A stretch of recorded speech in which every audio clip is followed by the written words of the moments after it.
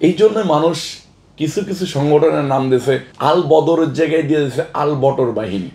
আমি কিন্তু যখন শাহবাগ মোড়ে আসি তখন কিন্তু আমি এনসিপির এখন যারা বড় নেতা যারা পোস্ট পজিশনে রয়েছে আমি তাদের কাউকে দেখি নাই। আমি এটা বলেছি এবং এখনও বলতেছি, আমি তো ডকুমেন্টস শো করেছি। আমার ফেসবুক থেকে অনেক আগেই এই ভিডিওটা শেয়ার করা হয়েছে এবং সোশ্যাল মিডিয়াতে ব্যাপক আকারে ভিডিওটা গিয়েছে।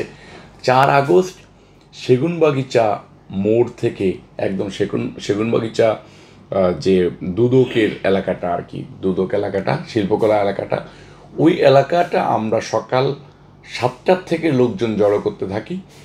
আমরা 9টার সময় ওই মিছিলটা নিয়ে শাহবাগ মোড়ে আসি। পুলিশের শত বাধা এবং পুলিশ বিজিবি র্যাবের শত বাধা অতিক্রম করে আমরা ওই মিছিল নিয়ে শাহবাগ মোড়ে আসি। আপনার মৎস্য ভবন থেকে শিল্পকলা থেকে শাহবাগ কিন্তু অনেক রাস্তা। এই মিছিল নিয়ে আসার আগ পর্যন্ত কিন্তু শাহবাগ মোড়ে ছাত্রলীগ যুবলীগ দখল করে রেখেছিল।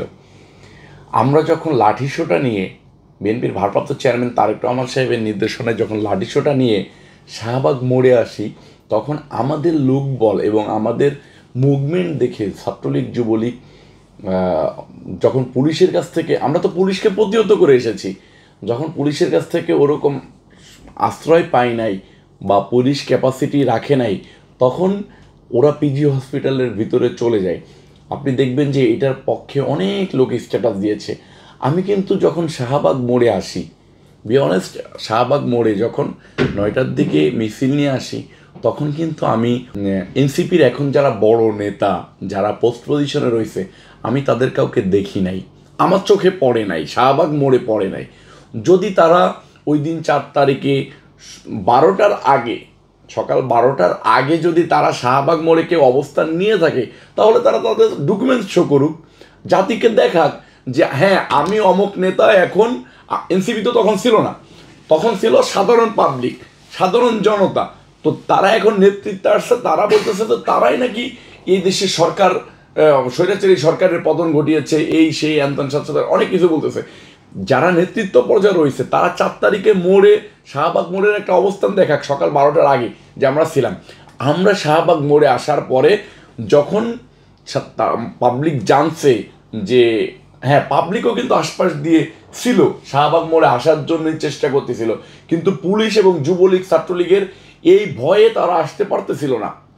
যখন বিএনপির বড় একটা মিছিল এখানে চলে এসেছে, ঢাকা মহানগর দক্ষিণ যুবদলের বড় একটা মিছিল চলে এসেছে, আসার পরে কিন্তু সবাই আসছে এখানে, আসার পরে অবস্থান হয়েছে, সেটা অনেক বড় সড়ে সমাবেশ হয়েছে, সেটা নিয়ে আমার কোনো দ্বিমত নাই। আমার দ্বিমত হচ্ছে যে যারা বলে যে আমরা এককভাবে সরকার পতন করেছি, আমরা এককভাবে এই দেশকে ক্ষমতা আনছি, মুক্তিযুদ্ধের সময় যেরকম একটা মুক্তিযোদ্ধা চুরি হয়ে গিয়েছিল, একটা মুক্তিযুদ্ধের পক্ষের শক্তি হিসেবে এস্টাবলিশ করতে চাইছে এনসিপি নামক এই নতুন দল, তারা বলতে চাই যে আমরা এটা করেছি।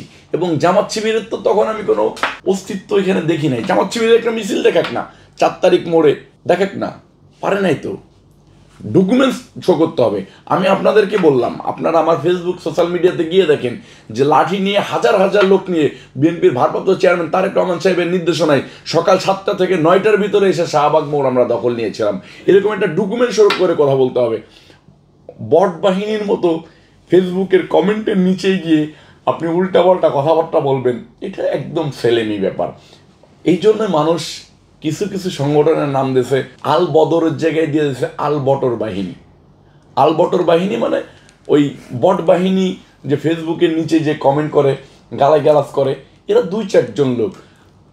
এদেরকে দিয়ে বাংলাদেশের কোনো কিছু আশা করা যায় না। মিথ্যাবাদীরা তো সারা জীবন মিথ্যাবাদী থেকে যায়। ডকুমেন্টস শো করতে হবে। আপনি ডকুমেন্টস ছাড়া কথা বলবেন কীভাবে? সংবিধান ছাড়া কথা বলবেন কীভাবে? আপনি ডকুমেন্টস নিয়ে আসেন। আমি যেরকম ভিডিও শো করছি এরকম একটা ভিডিও শো করে দেখেন না ভাই।